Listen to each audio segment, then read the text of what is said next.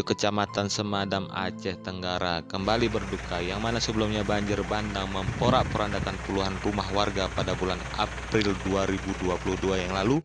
Kini kebakaran juga terjadi di desa tersebut.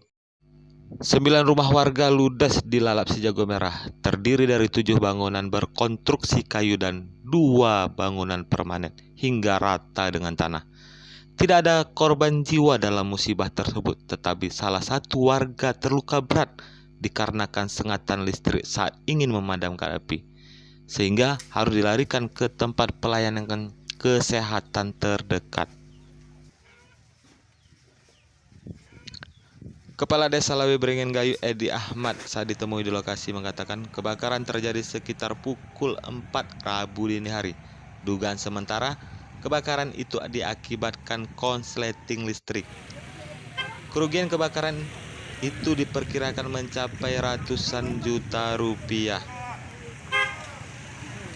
Kebakaran di Desa Lawe Beringin Gayo ini terjadi pukul 4 subuh. Jadi penyebab kebakaran diperkirakan dari arus pendek listrik. Berapa rumah yang terkena dampak dari kebakaran ini, Pak? Jadi untuk rumah 9 rumah yang terbakar.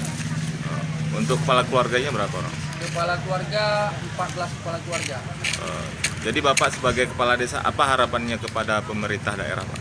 Jadi saya berharap kepada pemerintah daerah agar memberikan bantuan kepada para korban agar mereka meringankan beban mereka dalam musibah ini.